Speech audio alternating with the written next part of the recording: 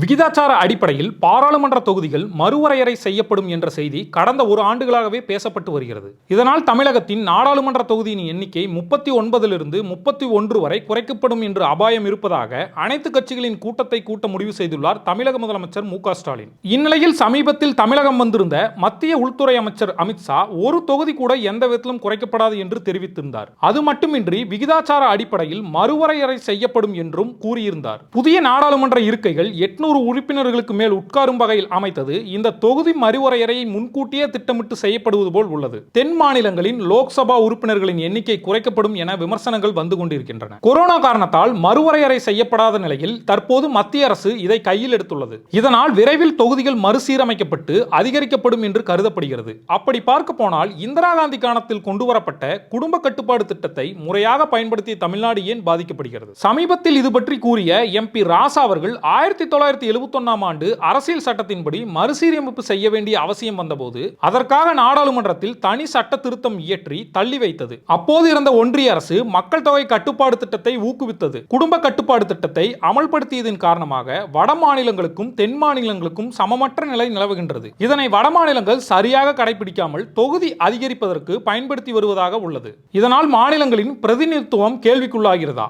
India சுதந்திரம் அடைந்த போது நாட்டின் மக்கள் தொகை 35 கோடி, தற்போது 144 கோடி. இந்தியா சுதந்திரம் அடைந்ததிலிருந்து சுமார் 3 முறை தொகுதி மறுவரை செய்யப்பட்டுள்ளது. 1951 ஆண்டு 489 நாடாளுமன்ற உறுப்பினர்களையும் 1961 ஆண்டு 522 உறுப்பினர்களையும் 1971 543 உறுப்பினர்களையும் கொண்டிருந்தது நாடாளுமன்றம். 10 ஆண்டுகளுக்கு ஒரு முறை மக்கள் தொகை அடிப்படையில் உறுப்பினர்கள் எண்ணிக்கை நிர்ணயிக்கப்படும். 1951 ஆண்டு 7.5 லட்சத்திற்கு ஒரு நாடாளுமன்ற பிரதிநிதியும் 1961 ஆண்டு 8.5 லட்சத்திற்கு ஒரு பிரதிநிதியும் 1971 ஆண்டு இது 10 லட்சமாக இருந்தது. இந்திரா காந்தி 82வது சட்ட திருத்தத்தை பயன்படுத்தி 25 ஆண்டுகளுக்கு இதை நிறுத்தி வைத்தார். 81வது சட்ட திருத்தத்தின்படி உச்சவரம்பாக 550 உறுப்பினர்கள் என்ற நிலை இருந்தது. அதற்கு பிறகு வாஜ்பாய் அவர்கள் 2001 ஆண்டு காலகட்டத்தில் தொகுதி மறுசீரமைப்பை கொண்டு வர முற்படும் பொழுது தென்னிந்திய எம்பிகள் எல்லா மாநிலங்களிலும் மக்கள் தொகை சமநிலை அடையும் வரை இந்த கணக்கீடுகளை நிறுத்தி வைக்க வேண்டும் என்று கூறினர். தற்போது மத்திய அரசு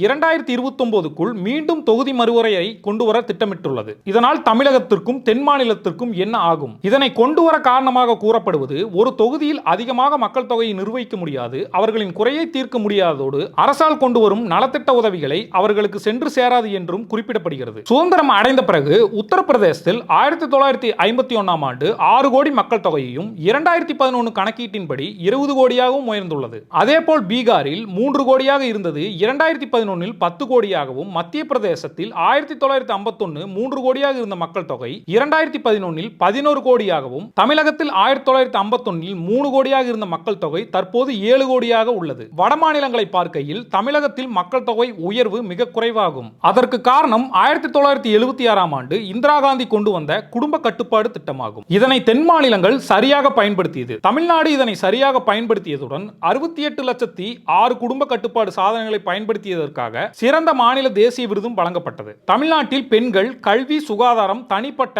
பல நலன்களையும் இதனால் பெற்றனர். தமிழ்நாடு, ஆந்திரா, கேரளா போன்ற மாநிலங்கள் மக்கள் தொகை கட்டுப்பாட்டில் உள்ளபோது இதற்கு நேர்மாறாக உத்தரப்பிரதேசம், மத்திய பிரதேசம், பீகார் போன்ற வடமாநில மக்கள் தொகையை கட்டுப்படுத்த தவறியுள்ளனர். இதனால் இந்த மாநிலங்களுக்கு மக்கள் தொகையின் அடிப்படையில் கூடுதலாக நாடாளுமன்ற உறுப்பினர் எண்ணிக்கை அதிகரிக்கப்படும் என்று கூறப்படுகிறது. தற்போது 20 லட்சம் மக்களுக்கு ஒரு எம்பி என்ற நிலைமை உள்ளது. சிக்கிம் போன்ற சிறிய மாநிலங்களுக்கும் உத்தரப்பிரதேசம் போன்ற பெரிய மாநிலங்களுக்கும் ஒரே நிலையில் பிரதிநிதியை நியமிப்பதால் நிர்வாக சிக்கல்கள் ஏற்படும். மத்திய அரசு சொல்வதின்படி உத்தரப்பிரதேசத்தில் 80 143 நாடாளுமன்ற உறுப்பினர்கள் அதிகரிக்கப்படுவதாகவும், பீகாரில் 40 79, ராஜஸ்தானில் 25 50, மத்திய பிரதேசத்தில் 29 50 உயர்த்தப்படுவதாகவும், தமிழ்நாட்டில் 39 49 அதிகரிக்கப்படுவதாக சொல்லப்படுகிறது. அப்படி பார்த்தால் உத்தரப்பிரதேசத்தின் எண்ணிக்கை கூடுதலாக 63 உயரும். தமிழ்நாட்டில் வெறும் 10 தொகுதிகள் மட்டுமே உயர்த்தப்படுவதாக கூறப்படுகிறது. இதே நிலைதான் தென் மாநில முழுமைக்கும் ஏற்படும். மக்கள் தொகை பெருக்கத்தை தென் மாநிலங்கள் சரியாக கடைபிடித்தன. ஆனால் இதை வைத்தே மத்திய அரசு வஞ்சிக்கப்படுவதாக எதிர்ப்புகள் கிளம்பியுள்ளன. தென் மாநிலத்தில் 24% 19 உறுப்பினர்கள் குறைக்கப்படுவார்கள். ஹிந்தி மாநிலங்கள் 40% 46% உயர்த்தப்படும். வட மாநிலத்தில் மக்கள் தொகை அடிப்படையில் நாடாளுமன்ற உறுப்பினர்கள் அதிகரிக்கப்பட்டால் தென் மாநிலங்கள் உதவி இல்லாமலேயே வட மாநிலங்களால் பிரதமரை தேர்ந்தெடுக்கும் வாய்ப்பு அதிகம். தொகுதி அதிகரிக்கப்படும் பொழுது தென் மாநில மாநிலங்களில் இருந்து வசூலிக்கப்படும் வரி